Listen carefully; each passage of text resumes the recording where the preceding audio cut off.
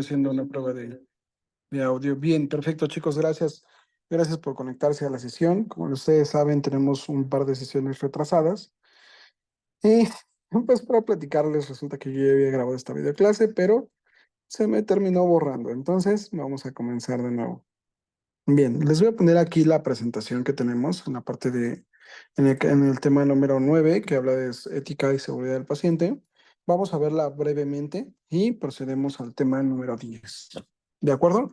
Entonces, nada más para que ustedes sepan y estén con los conocimientos ya aterrizados, porque muy posiblemente esto lo van a ver en su examen y no solamente en el examen, sino en su departamental. Bien. Por tres importantes definiciones que aprender: la moral, la ética, la bioética, la deontología y la ética médica. ¿De acuerdo? Nada más para que ustedes lo sepan, toda decisión médica, toda decisión que tengan alguna duda sobre cómo proceder, debe de ser mediante la deontología. ¿Qué significa esto?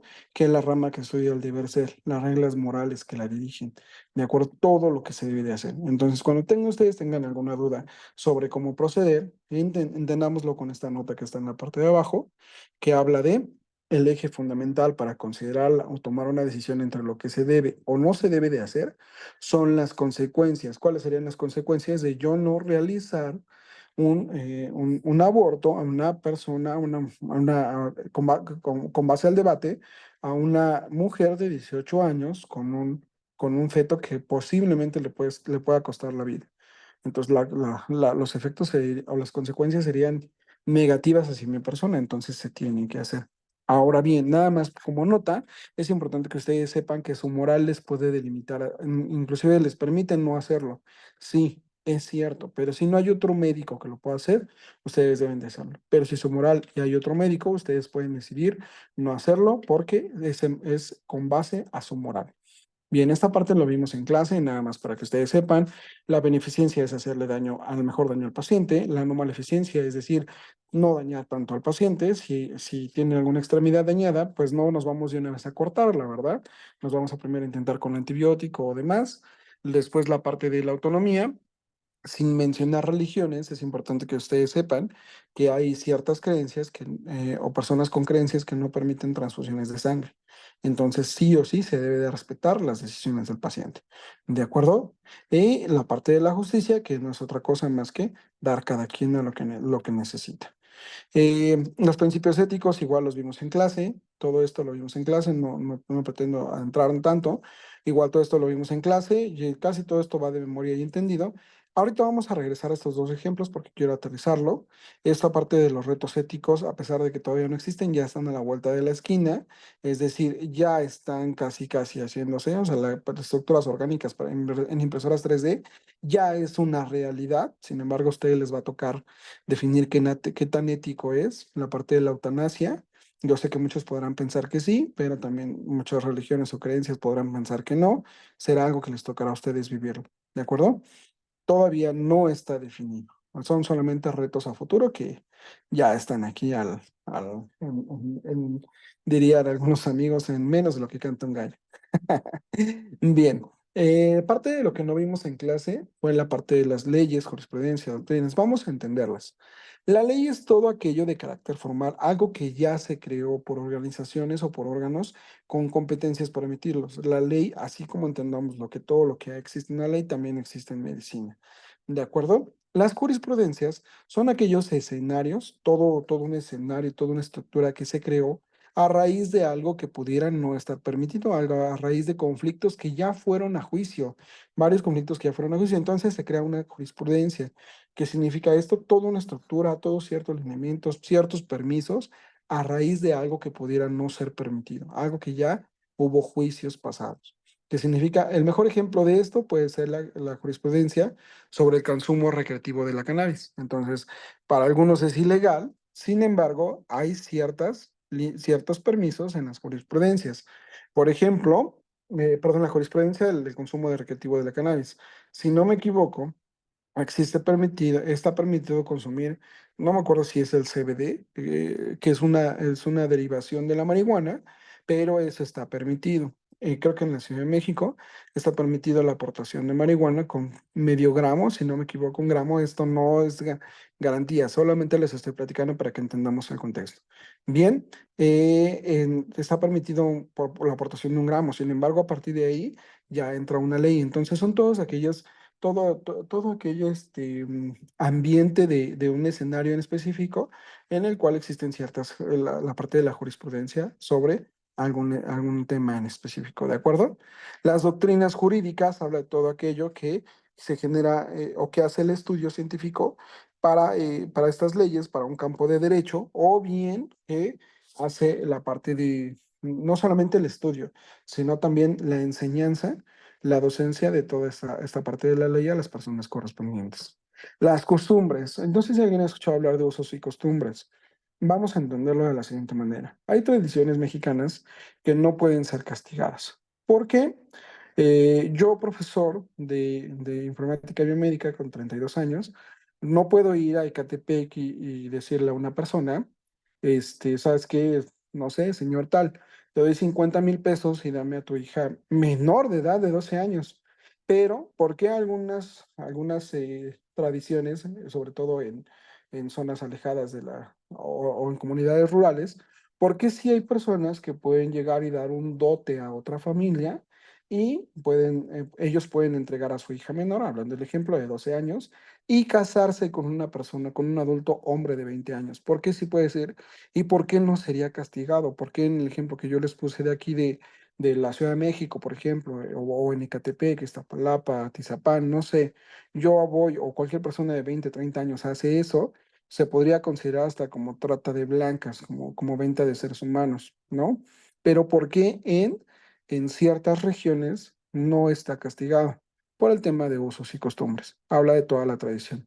Inclusive todos aquellos fetos que se pudieran realizar mediante las famosas parteras, pues tampoco está castigado si alguno de ellos. ¿Por qué? Porque es parte de la tradición mexicana. Si alguno de ellos llegara a fallecer o llegara a ser dañado y demás, es parte de la tradición. ¿De acuerdo?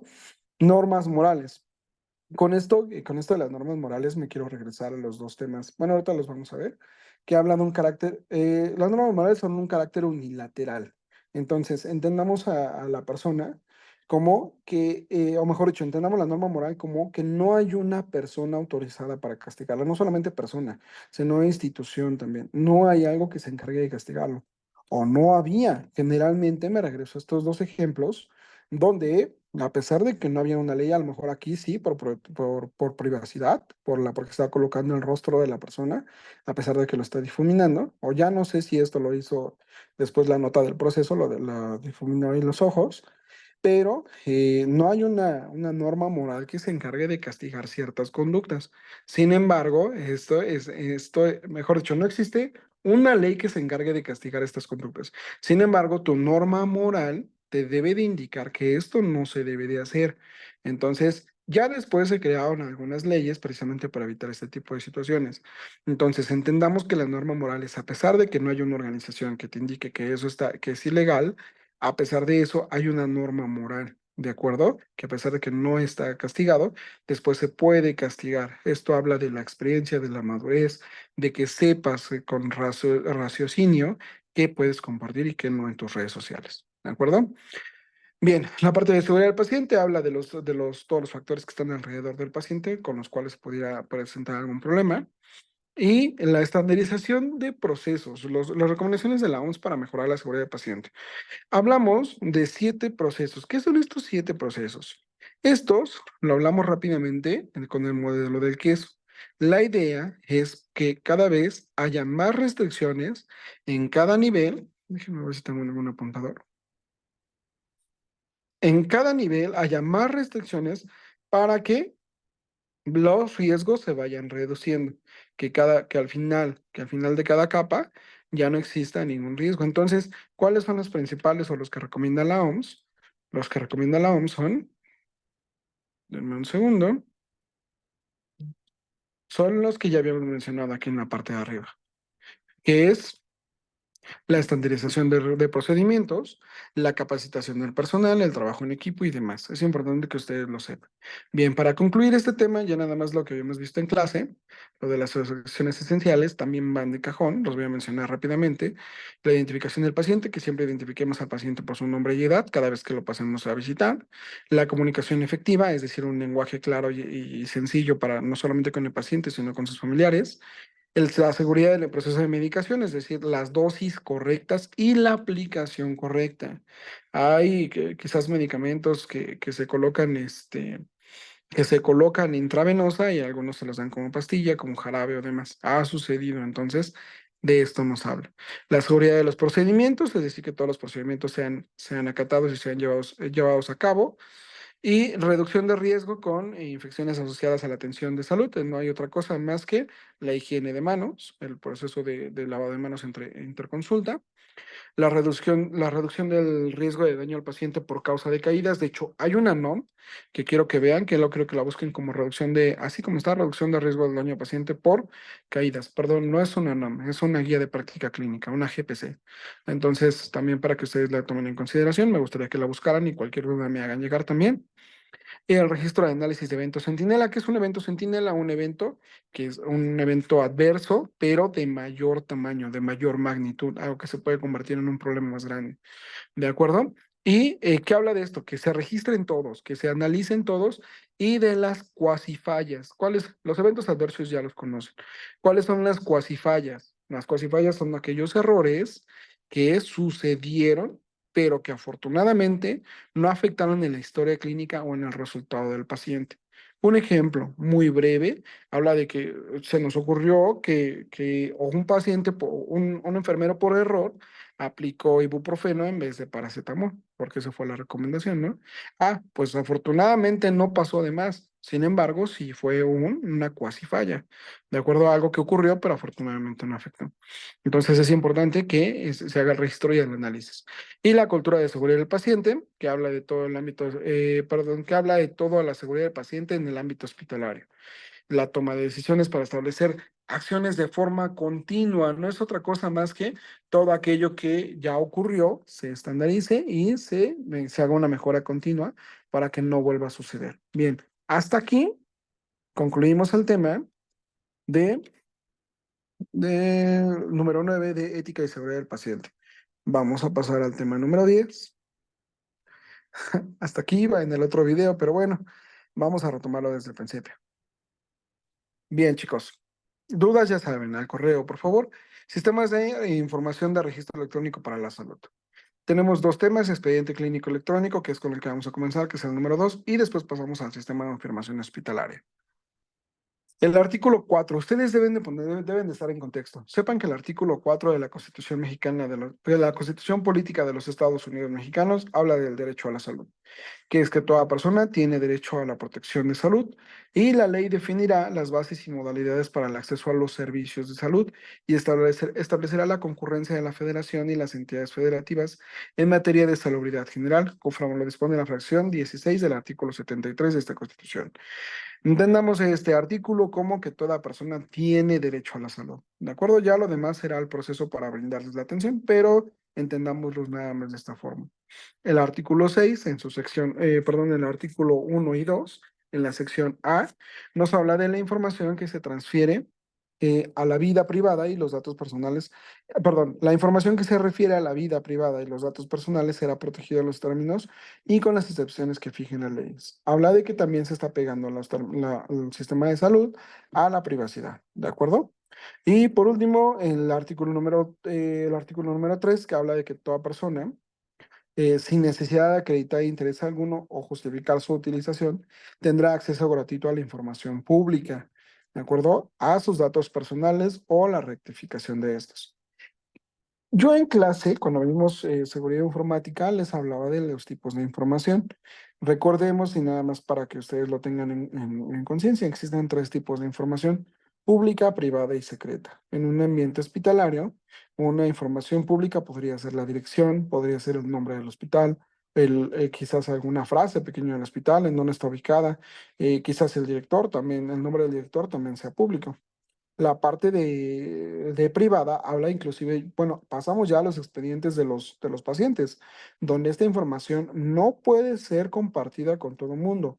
Sin embargo, se tiene acceso bajo cierto personal. ¿Quiénes? En este caso, los médicos. Solo y únicamente ellos o personal administrativo debería tener acceso a esta información, no todo el público. Y por último, la información secreta. ¿Qué es la información secreta? Pues toda esta parte de la economía, de los ingresos, ya es más reducido el número de personas que puede tener el ingreso a esta información. Pasémoslo a un ejemplo comercial. Por ejemplo, Coca-Cola. Coca-Cola, su logo, sus empresas, pues son de conocimiento público. Sabemos encontrarlas. Si tú lo pones en Maps, sabes dónde hay una fábrica, ¿no? Por ejemplo, si hablamos de procedimientos para saber cómo se embotella, o cuántas cajas deben de salir por minuto. Pues esta información ya es privada. Solamente cierto personal que se encarga de analizarla puede tener acceso a ello. Y por último, la fórmula de la Coca-Cola ya sería una información secreta, donde solamente altos directivos, ni siquiera la empresa que está fabricando debe tener acceso a esa información. Es información secreta. Entonces, ¿por qué lo estoy tomando aquí o por qué lo estoy retomando? Habla de que el artículo número 3 habla de que toda persona sin necesidad de acreditar interés alguno o justificar su utilización tendrá acceso gratuito a la información pública. ¿De acuerdo? Bien, vamos a continuar.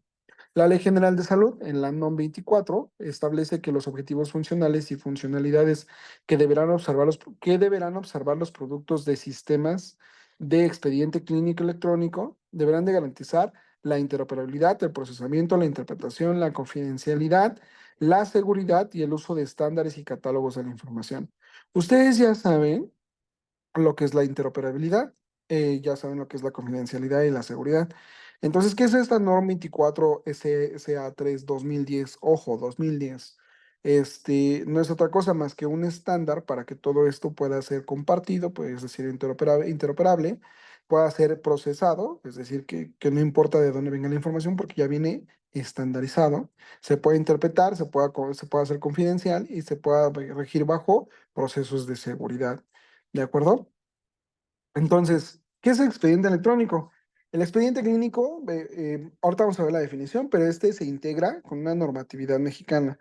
Ahorita lo vamos a analizar. Entendamos que la NOM 24 SACA 3 2010. Por aquí creo que de repente hay unos errores con el 2012, pero ahorita la vamos a ver. Bien, ¿en dónde me quedé? Perdónenme. Sí, aquí. Es importante que ustedes sepan ¿qué es la telemedicina? Va a ser el tema de su siguiente clase, uno ya de los últimos. La telemedicina es esta parte de una consulta, entendámoslo así por el momento, una consulta remota, como si fuera una conversación en Zoom, donde el paciente está en un lado, pues puede ser en Oaxaca, y el especialista está aquí en la Ciudad de México, por ejemplo. Y mediante equipo y herramientas tecnológicas se puede llevar a cabo la consulta. ¿De acuerdo? Entonces, como ya está en proceso esta parte de la telemedicina, se había creado una norma, la NOM 36, para estandarizar este proceso. Sin embargo, se canceló, ya que los estándares que ya están creados para la medicina en general y para el expediente clínico electrónico se aplicaron igual para la parte de la telemedicina. Entonces, esta fue cancelada. Sin embargo, es importante que ustedes que tengan la consideración y sepan que eso existió. ¿De acuerdo? Ahora sí, que es un sistema, que es un expediente clínico electrónico. Es un sistema que reúne toda la información, tanto individual como familiar, detallada cronológicamente, relacionada al área de la salud, que permite conocer todas las condiciones de salud, procedimientos médicos, toma de decisiones médicas y desarrollo colaborativo. De acuerdo, es el mismo expediente que tienen cualquier médico que vayamos a consultar, nada más que este ya es electrónico y que tiene ventajas, pues que nos da toda la parte de la cronología, todas las condiciones de salud, los procedimientos que se han llevado a cabo, las decisiones módicas y lo más importante, desarrollo colaborativo. Que no solamente el médico médico familiar que hizo la consulta lo puede modificar y ver, sino también algún otro especialista. ¿De acuerdo? Ahora sí, vamos a ver qué es la NOM 24. Si ustedes le dan un clic aquí, los va a llevar a la parte de la NOM. Esta es toda la parte de la creación y demás. Sin embargo, yo quiero que vean aquí en la parte de abajo donde están todos los registros que debe de llevar el expediente clínico electrónico. Por ejemplo, el CURP. El CURP nos dice la descripción, el identificador, y este debe de ser de carácter, o mejor dicho, debe de ser de la fuente de la RENAP, que es la institución que se encarga de la gestión de la clave única de registro de población. El nombre, que permite solamente texto, ustedes ya han llenado alguna vez formulario. ¿Qué pasa con la parte del formulario donde les pide su número de celular? No les permite ingresar texto. Esta es la parte de la estandarización, que permita solamente ciertos tipos de datos. Entonces, por ejemplo, si fuera tipo de sangre, no les va a permitir ingresar texto, sino ya hay un catálogo, a ver si está por aquí. Aquí está, tipo de sangre. Ya hay un catálogo de los tipos de sangre que ya existen. No le podemos poner N positivo o M más o M negativo, ¿verdad? Porque ya existen los tipos de sangre, entonces ya hay un catálogo. Entonces nada más es para que ustedes la conozcan, sepan cómo está definido y sepan de lo que les estamos hablando. Bien, nada más para antes de concluir, aquí hay un error con la presentación, dice NOM 024 SSA3 2012, pero la NOM corresponde a la terminación 10. Es importante que ustedes sepan su nombre completo, NOM 24 SSA3 2010. Ahora sí, retomando. Lo que les acabo de decir es que la norma de los expedientes clínicos electrónicos, ese expediente clínico electrónico, debe garantizar la confidencialidad de la identidad de los pacientes, la integridad, la confiabilidad de la información y establecer las medidas de seguridad pertinentes y adecuadas para evitar el uso ilícito o ilegítimo que pueda lesionar la esfera jurídica del titular de la información, de acuerdo con la normatividad aplicable. Por eso vimos leyes en otros temas y por eso vemos la parte de la confidencialidad, la integridad y la disponibilidad. ¿De acuerdo? ¿Se acuerdan de eso? Espero que sí. ¿Eh? Si no, les hace falta estudiar. Bien. Hay diferentes tipos de expedientes electrónicos. Vamos a ver el primero y el más común, que es el que estamos analizando.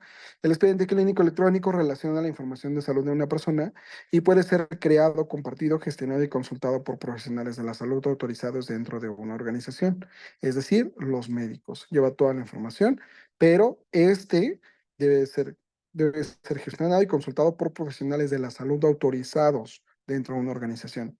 Vamos a ver el siguiente, expediente clínico, expediente electrónico de salud. Habla del registro total de información electrónica relacionada con la salud de un individuo, donde se almacena información por parte de una organización, por más de una organización o proveedor. ¿Cuál es la diferencia entre uno y otro? ¿De acuerdo? La diferencia entre uno y otro habla de que en el primero te habla de que son autorizados, es consultado y gestionado por profesionales dentro de una organización, ¿de acuerdo? Y en el segundo, habla de que se almacena la información por parte de más de una organización o algún proveedor. Esto ya se lleva a niveles más altos, ¿de acuerdo? Esa es la principal diferencia entre uno y otro. Vamos a ver el siguiente. Expediente electrónico del paciente. Este expediente es de una persona que cumple los estándares, perdón, expediente de una persona que cumple los estándares de interoperabilidad nacionales y que puede ser creado y conformado por múltiples fuentes de información, gestionado por la persona. Este expediente electrónico del paciente, hablamos de que quizás el paciente lo pueda llevar, cosa rara, ¿no? Cosa rara que que un expediente electrónico del paciente lo lleve el mismo paciente. Pero ¿qué pasa con todos aquellos médicos que tienen su consulta privada? Pues en Internet hay muchísimas herramientas que te venden en la parte del expediente electrónico del paciente. Entonces, ¿qué significa esto? Que un médico puede llevar, es que cuando ustedes ya estén en su vida profesional y quizás lo que hagan su consulta privada, pongan su propio negocio, van a encontrarse diferentes herramientas en Internet que les vende esta parte del expediente, donde no solamente les permite gestionar todo lo que ya vimos del paciente, sino también fechas, correos, recordarle citas, también te recuerda a ti tu parte de tus citas del día a día y demás. ¿De acuerdo? Esa es como la principal diferencia con los demás. Este es gestionado por la persona, ¿ok? Los otros son por una organización, el primero, y la otra por más de una organización y proveedores. Y el último, el sistema de información hospitalaria, que con ese estaremos entrando casi a la práctica, a parte 2, pero todavía no de lleno, ¿ok? Este habla del sistema integral de la información diseñado para administrar los aspectos financieros, clínicos y operativos de una organización de salud. No solamente la parte de médico, del paciente, demás, sino todas las áreas. Bien, esta es parte de su expediente clínico tradicional, así es como se hacía en la parte previamente, donde se utilizaba papel. Yo desconozco, y la siguiente afirmación o lo siguiente que les platico, no, sinceramente desconozco, no sé si todavía haya algunos hospitales pequeños o consultas privadas que todavía manejen el expediente en papel. Yo quiero pensar que sí, me imagino que sí, porque quizás en algunas comunidades rurales, donde muchas veces inclusive no hay luz, pues, ¿qué pasaría con algunos médicos que están allá o con su consulta privada? Pues deberían de llevar este expediente de forma tradicional, de forma de papel. Entonces, para mí, yo quiero pensar que todavía existe. Pero bien, el expediente electrónico que se creó está orientado a problemas. Este fue pues, creado por el microbiólogo Lawrence Witt y me gustaría nada más que ustedes, bueno, vamos a leer. Desarrolló un nuevo modelo en la historia clínica que tenía ventajas para el almacenamiento de la información, favorecía la comunicación, la docencia y la investigación, dando la libertad necesaria a su vez para consignar, dando la libertad necesaria, perdón, a su vez para consignar datos específicos de cada paciente, que hasta el momento no habían podido tomarse en cuenta, ya que no eran diagnósticos médicos. Dichos datos fueron definidos como problemas, y esta historia se le denominó historia clínica orientada a problemas. Sepamos que dentro del expediente clínico electrónico, de este expediente que es el que se ocupa para el expediente clínico electrónico, se deben de colocar notas SWAP y doctores y doctoras, les platico que estas notas SWAP van a ser su día a día en su vida profesional. Por eso es importante de hecho, su práctica también es de este tema. Por eso es importante que ustedes las conozcan bien. Bien, ¿qué es una nota SWAP? Lo primero es una parte subjetiva, la parte de S. Después pasa a ser una parte objetiva, después el análisis y después el plan. Vamos a verlo en la siguiente diapositiva. ¿Qué es la parte subjetiva? Hablamos de todo aquello que nos cuenta el paciente. Ya es que, doctor, a mí me duele la cabeza, he tenido fiebre. Ajá, ¿cómo sabe que he tenido fiebre? Bueno, nada más me duele la cabeza, he tenido fiebre, me he sentido mareado, veo destellos de luz, no sé, de repente me mareo. Ah, pues, ¿sabes qué? Esto es todo lo que indica el paciente. Propiamente habla de la dolencia principal o del problema del paciente. El padecimiento actual también habla del interrogatorio por parte de los sistemas y puede incluir partes significativas de la historia médica anterior. Ah, es que yo previamente tomé esto, previamente tomé el otro, o ya vengo con un historial de diabetes, ya vengo con un historial de hipertensión y demás. Estas serían las notas en la parte subjetiva. ¿Cuáles serían las notas en la parte objetiva? Ahora sí, todo lo que nos platica, ok, fiebre, vamos a ver si es cierto, vamos a ver de cuándo. Entonces tomamos y 38,5, ok, fiebre, o 37,5, febrícula. Entonces ya habla de todos los signos vitales que nosotros ya estamos tomando, toda la frecuencia cardíaca, la presión y demás, todos los hallazgos de la exploración física y los resultados de las pruebas diagnósticas. Todo esto va en tus notas en la parte de o de objetivo. Bien, el análisis habla del resumen del paciente, los problemas principales, el diagnóstico principal o los posibles diagnósticos y el razonamiento clínico. ¿De acuerdo? Ahorita vamos a hablar un poquito más de eso. Y la parte del plan, ahora sí, en tu nota, en la parte de plan, ¿qué vas a hacer? ¿Qué le recomiendas al paciente? Ah, pues ¿sabe qué? Es que yo tenía hipertensión, pues el tratamiento para la hipertensión, ahorita vamos a entrar un poquito más porque quiero que sepan por qué. Ah, ok, se va a dar losartán cada 24 horas. O ¿sabe qué? Se va a dar tal antibiótico cada 8 horas y demás. ¿De acuerdo? De aquí ya se va a indicar todo lo que se debe hacer, es decir, cuál va a ser el abordaje del paciente, las pruebas diagnósticas si es que vas a solicitar pruebas, el plan terapéutico, la educación para el paciente, como todos estos pacientes que, es que tengo diabetes, pero no sé qué es. Ok, es esto y esto, y no solamente esto, sino también las recomendaciones. Usted ya no puede tomar azúcar, tiene que hacer ejercicio, los pacientes, el azúcar, el café, los irritantes, todo lo que hemos venido escuchando. Bien. Me quedan 10 minutos del Zoom, ya que tengo la versión gratuita, pero a ver si me da tiempo de terminar. Y por último, la parte perdón, la parte del plan. Chicos, yo sé que en su práctica Y me queda claro que todavía no podemos llegar a una parte de un diagnóstico, aparte de dar, a la parte de dar un tratamiento. Lo sé, son estudiantes, no pasa nada, pero son estudiantes de informática biomédica, entonces saben utilizar las herramientas tecnológicas a su favor. Si ustedes colocan todos los síntomas en internet, pues muy posiblemente les arroje cuál sería el diagnóstico. Y si ustedes teniendo el diagnóstico lo colocan en internet, en una inteligencia artificial, les va a arrojar cuáles son los posibles tratamientos o cuáles son los posibles estudios. Entonces, ahora sí, colocan sus notas, por favor. Bien, algunos autores o puntos a considerar es que en la SOAP existe una parte de inicio y una parte final, donde en la parte de inicio van todos los datos del paciente, es decir, nombre, edad, fecha de nacimiento y demás, luego motivo de consulta, diagnósticos previos en dado caso que se hayan, lo que les digo que son diabéticos, hipertensos y demás, y antecedentes de importancia. Y en la parte final, algunos médicos ya en su vida profesional lo verán, se hace tal proceso, se indica tal medicamento con base a la guía de práctica clínica tal, o con base a la NOM utilizada, o con base al libro de Sánchez, o con base al libro de Martínez de Medicina Interna y demás, ¿de acuerdo? Aquí ya se colocan este tipo de notas. Bien, y por último, los datos del médico tratante. En este caso, tu nombre y demás.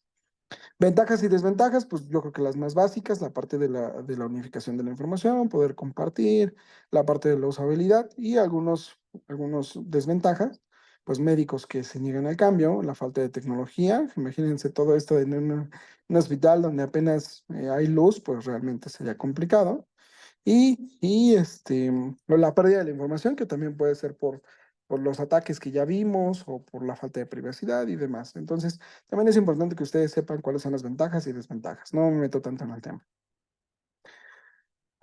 Esta parte, ok, el uso significativo del expediente clínico electrónico. Hay sistemas que ya leyendo o analizando la estructura del expediente clínico electrónico te apoyan a tomar decisiones, es decir, ya con lo que tú ingresaste ya inclusive te apoya o te dice, ¿sabes qué? Es que es más probable que tenga este diagnóstico.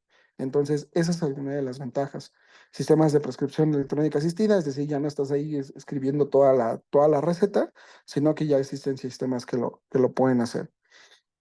Y el intercambio de la información de la salud. ¿Qué pasa si ustedes van a un hospital de primer nivel y tienen alguna complicación y se requiere especialista?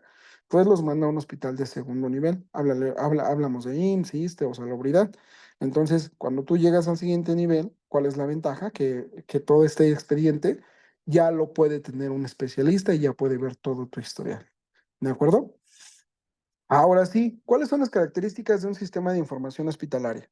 Esto es muy fácil de aprender, habla de toda la información clínica, toda la información científica, los datos de vigilancia y epidemiología.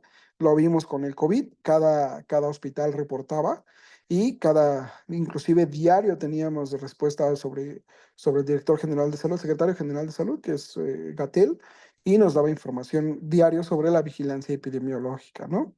La información administrativa, que habla de no solamente de registro de médicos, sino también pues de parte de inclusive hasta de asistencia, de inasistencia, de vacaciones y demás, y la parte de búsqueda de documentos. Ahora, esto es todo lo que compone ahora sí un sistema de información hospitalaria. Ya dejamos el expediente clínico atrás, ahora estamos hablando del sistema de información hospitalaria.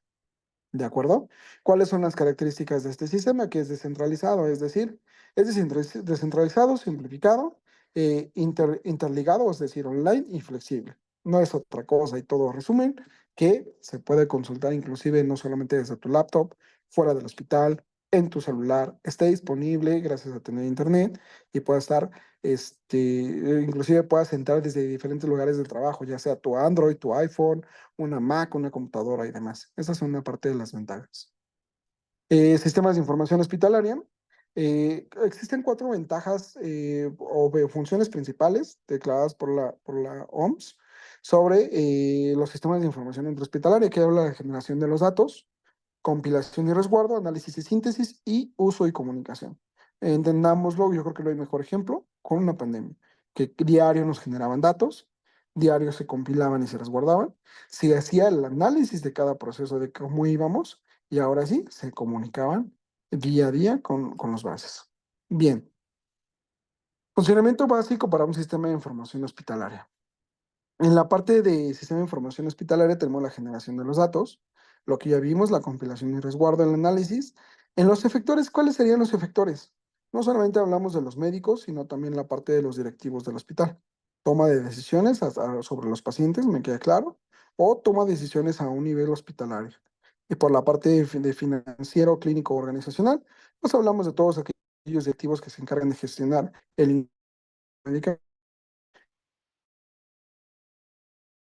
la práctica clínica de mayor calidad, mejor comunicación y optimización de recursos.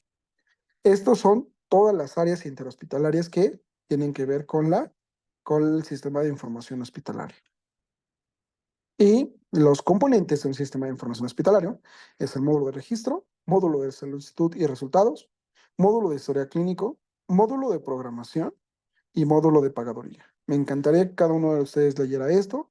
Son fáciles de aprender y cualquier duda ya saben que estoy disponible. Bien, chicos, su práctica de expediente clínico electrónico. Si ustedes le dan clic en el tlacuache o aquí, los va a llevar al ejercicio que está en el aula. Dejen ingreso a sesión.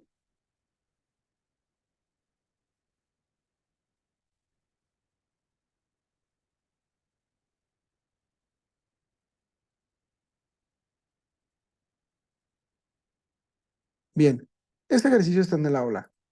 Nosotros tenemos tres casos clínicos, ¿de acuerdo? De estos ejercicios clínicos, vamos a sacar las notas SWOT. Estamos hablando de que un masculino de 23 años de edad indica que es traído, nos habla de su ingreso, nos habla de todo lo que tiene. Si algo no entendemos como Laszlo de 13, para eso está internet. Todas estas notas las vamos a colocar. Aquí podemos ver los estudios. Yo sé que todavía no podemos ver los estudios, sin embargo, bueno, hasta yo que no tengo una formación médica, yo puedo ver obviamente lo que está sucediendo aquí, ¿no? Entonces, ahora sí, vamos a crear la nota swap. ¿Cuáles son los datos objetivos? ¿Cuáles son los objetivos? ¿Cuál es el análisis del caso, qué es lo que tiene? ¿Y cuál sería el plan? Pues en este caso, referirlo a urgencias, ¿no? Referirlo, perdón, referirlo a la parte de cirugía, ¿no? ¿No? ¿Para qué? No demás. Entonces, vamos a ver una nota swap correcta. Denme un segundo y vamos a ver las notas swap de forma profesional. Pauso hasta aquí la grabación, denme un segundo.